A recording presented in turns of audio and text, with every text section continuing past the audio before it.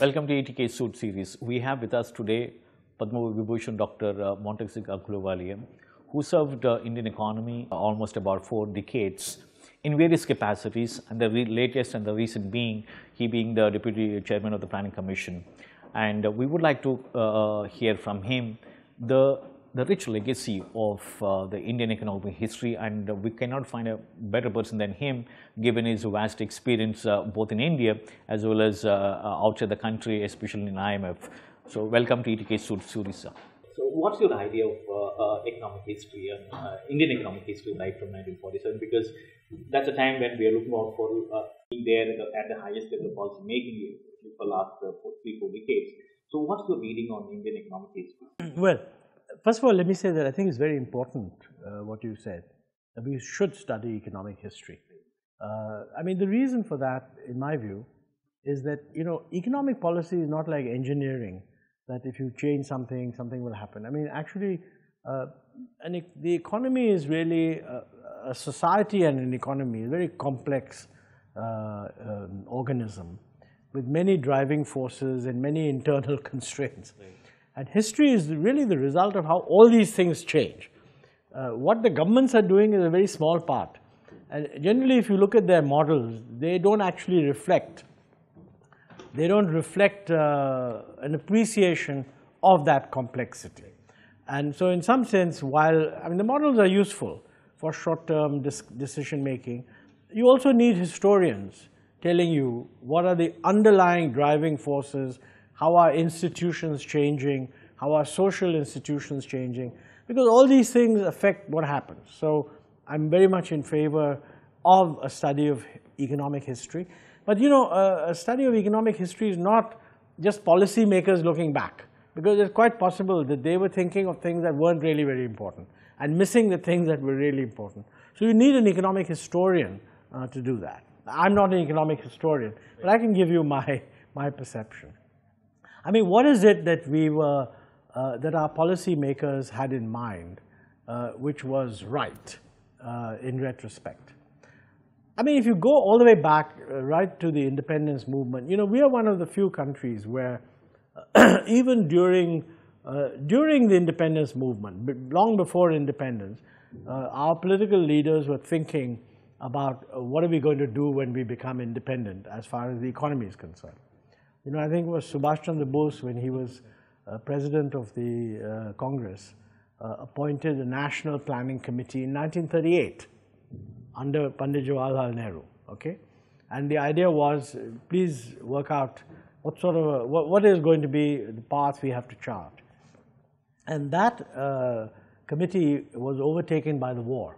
The Second World War broke out in 1939, so it never completed its work.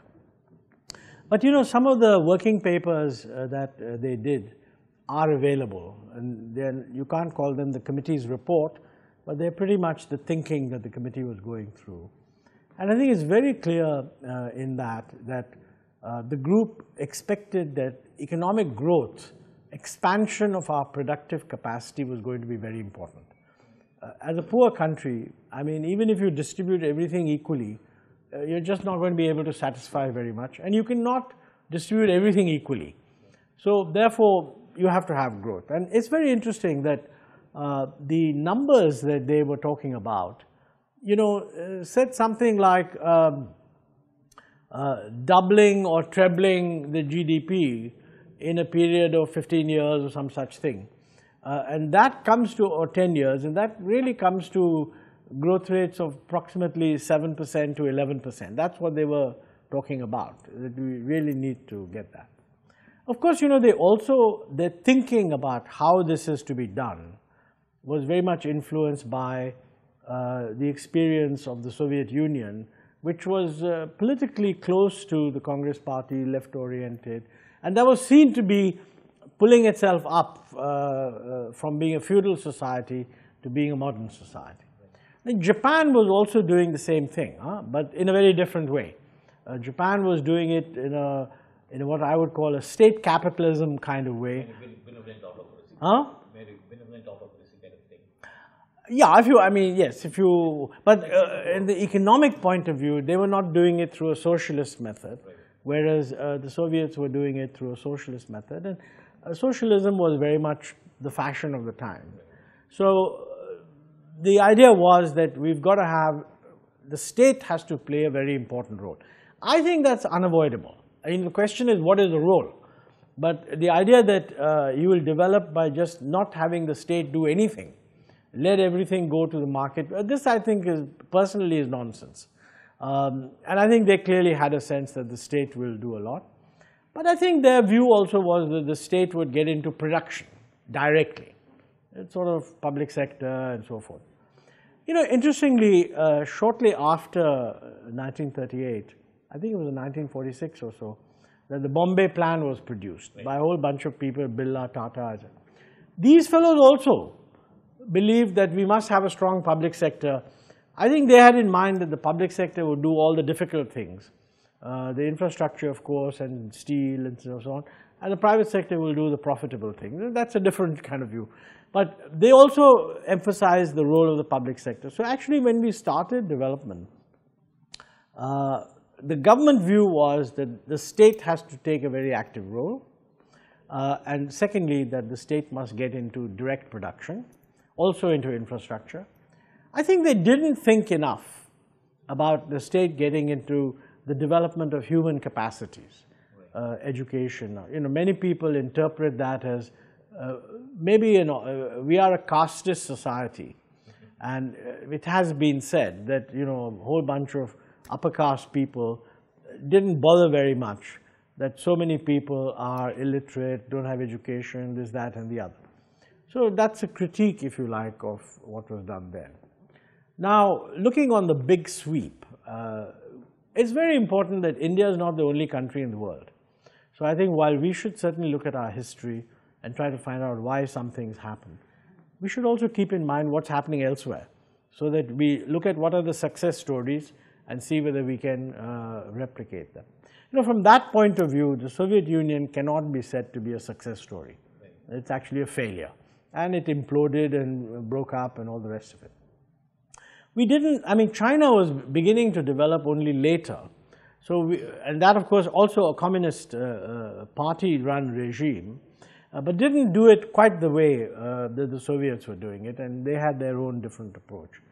Now, in our case, in the first 15 years, I've been looking at some of these numbers. In the first 15 years under Pandit Nehru, the economy grew at about 4.2%. Okay? That's not fantastic, but it's not bad either. Because, first of all, given the time, secondly, pre-independence, we were practically stagnating. And thirdly, in that period, there were not too many other developing countries that were doing all that well. Panditji died in 1964.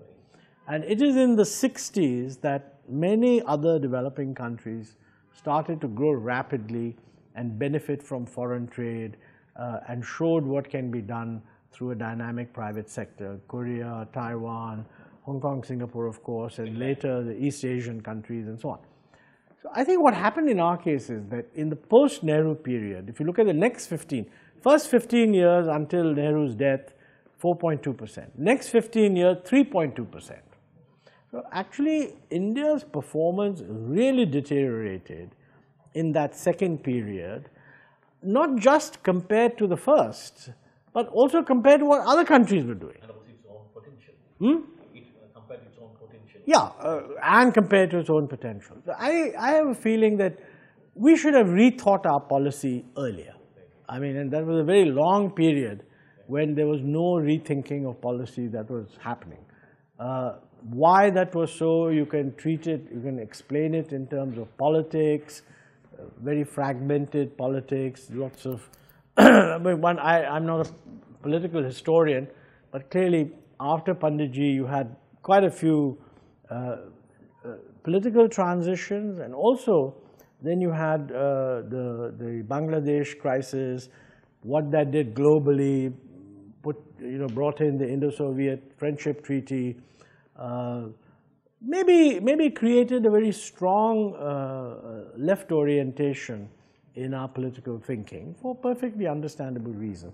But the fact is, this should have been rethought. The Chinese started this rethinking in 1978. We didn't. When Mrs. Gandhi came back, and it's interesting that when Morarji Desai came into government, I mean, he was not a leftist. He was a little more right-wing fellow. He was also not very fond of Mrs. Gandhi. Now, you would think that his government would do something on economic policy reflecting the change of mood. That was the most failed government that you can think of, because the Janata experiment, first of all, it was a motley group of people. I mean, under Morarji Bhai, you had some disgruntled congressmen who basically just didn't like Mrs. Gandhi. You had some leftists like Raj Narayan and George Fernandez. And then you had the Prime Minister, who was supposed to be a little bit more right of center. In economic policy, the Janata period is remembered only for the fact that George Fernandez managed to kick out Coca-Cola and IBM from India. He, on economic policy, did absolutely nothing. So we missed that. Then Mrs. Gandhi comes back in 1980, and then I think some rethinking begins. I think by then, the bureaucracy was beginning to advise her that we need to weaken some of these controls that we had. And I think she was also quite receptive to the idea. And then when Rajiv Gandhi came, this accelerated quite a bit. A big realization that we have to do things differently. But still, it was marginal.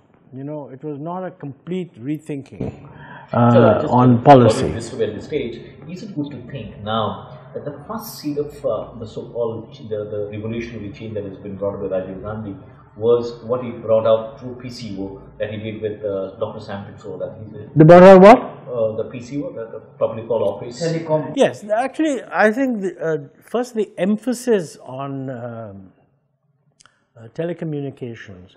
Actually, Rajiv Gandhi personally was a modernizer.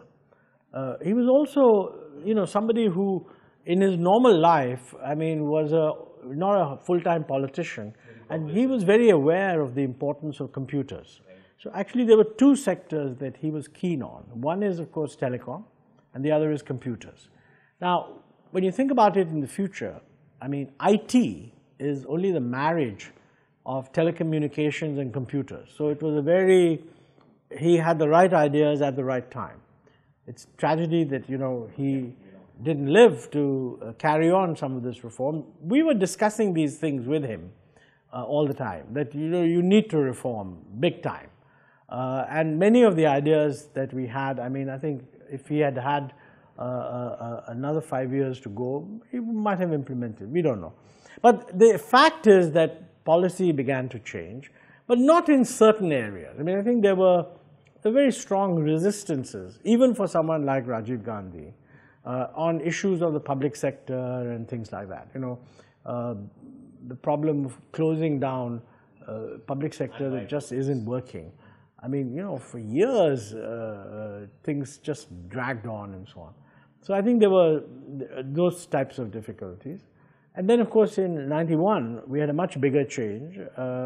I think by then the country was aware that this is how the world is going. My feeling is, this should have been compressed in half the time. I think what we had done in '91, if we had managed to do it in 1985, we would have gained a lot. But the short answer, I think, is that in the '80s, the economy did a lot better than earlier, 5.5% or something. '91 reforms happened, but then because of, governments only have a fixed life, then you get a change of government, etc. I mean, one good thing is that successive governments have not reversed policy. I mean, they have a very competitive view of each other, and they can, express very strong views about the opposition and the opposition against the government. But by and large, when governments have come, they have continued in the direction that has been set. Nobody has got up and said, this, what the previous government did, is totally wrong and I'm reversing it.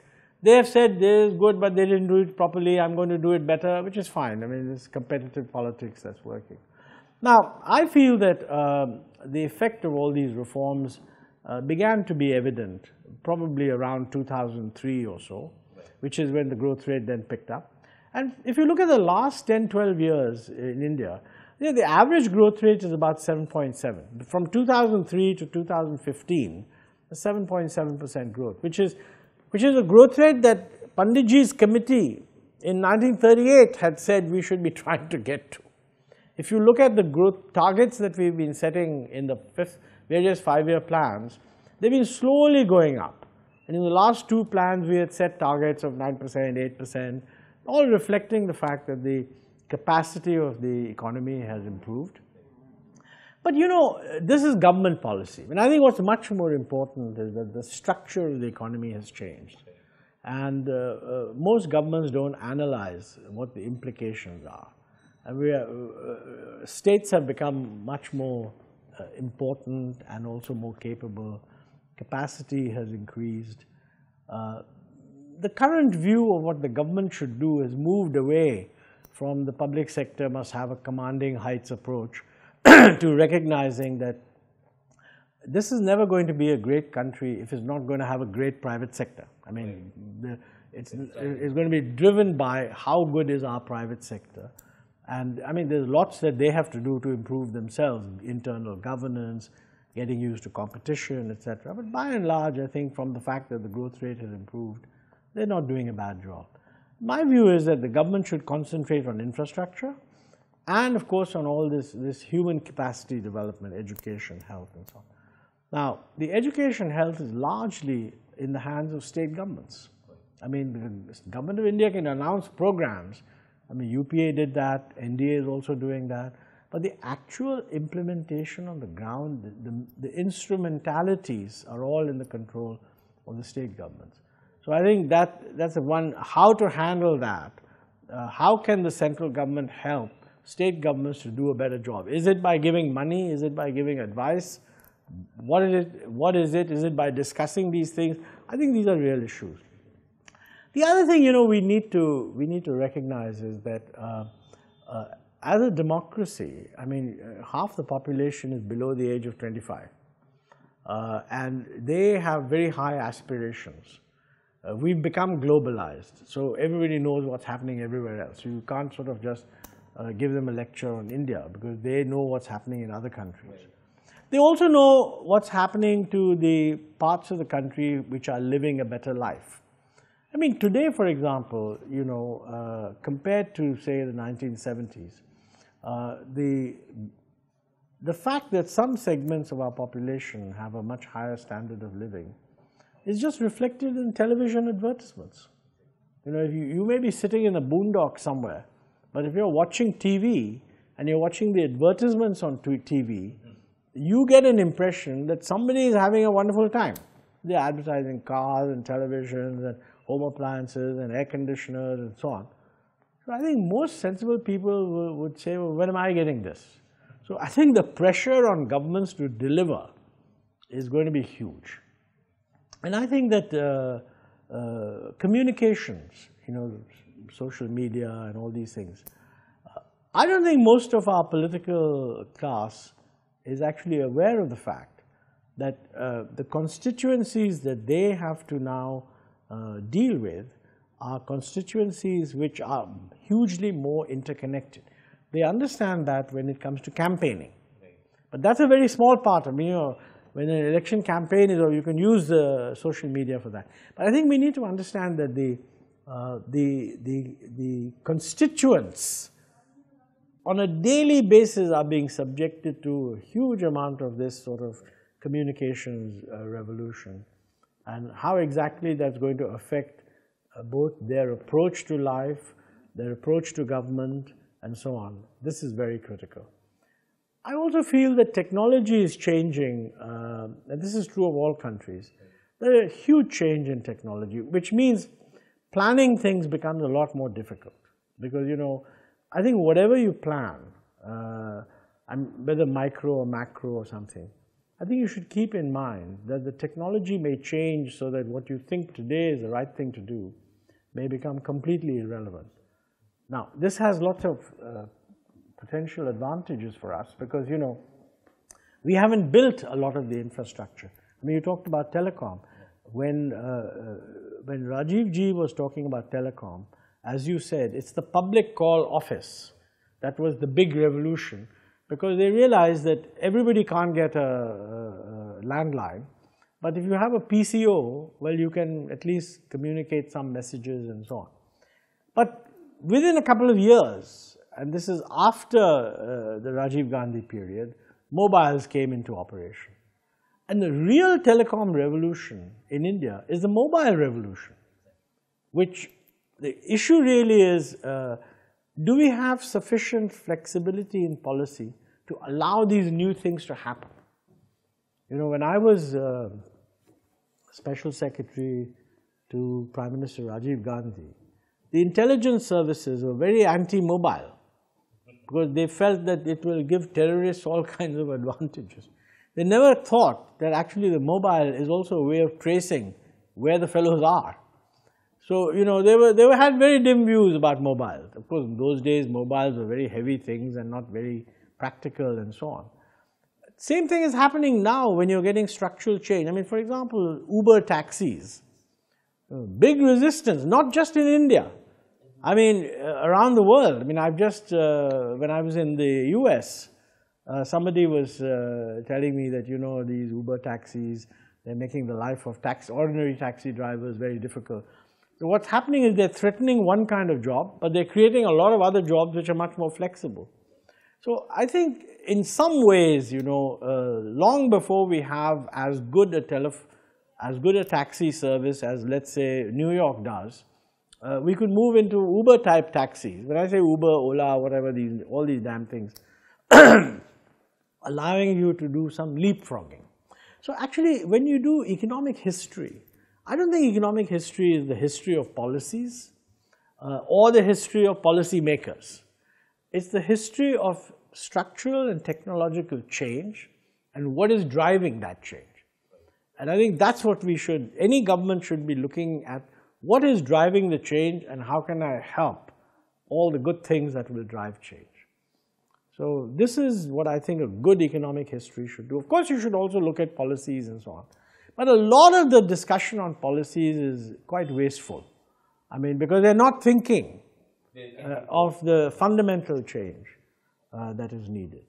I mean, we spend a lot of time in, you know, I was mentioning earlier, for example, railways, in a funny sort of way. Railways are important not just because of passenger movement, they're important because of freight. And if you want to reduce emissions, the carbon footprint of the railways is 1/6 the carbon footprint of things moving by truck. And if the railways are sort of electrified, which of course they should be, whereas the other things go on gasoline and diesel, the air pollution implications are also huge. Now, reforming Indian railways, I believe a report has just been brought out by Bibek Debroy. And I've seen that report. It's a very good report. It kind of summarizes, I mean, there are several reports in the last 10 years, and I think he's put them all together and given a 6 or 7 year program that this is what we should do. I think I have no idea whether the government has actually accepted that report or not. But you know, one of the most useful things would be to know, okay, this is what he's saying, this we've accepted, this we've not accepted, and then what is accepted over what period is going to get done. So I think it's an example of structural change. And merely putting money in the present system will not actually achieve the results at all. You need to change it. And I think the Chinese are doing that brilliantly. You know, Indian Railways was pretty similar to Chinese railways in 1980. Chinese railways are totally transformed. They've abolished the Ministry of Railways. They've created a separate public sector corporation, which is having private sector joint ventures, running the thing as a commercial operation. We still have railway budgets going to Parliament. You know, so the question is, we should look at what other countries are doing. There's no country in the world, none, which is running the railways the way we are running the railways. So we must ask ourselves that either we think we have a better idea, in which case we should ask our ambassadors to persuade other countries to follow us. And if they're not, what they're really telling us is that we're doing the wrong thing. This is not a comment on the present government. I mean, this has been there for the last 5 or 6 years. I mean, we've had several reports asking for a restructuring of railways, and no government has been able to do it. That's just one example. Okay? Good.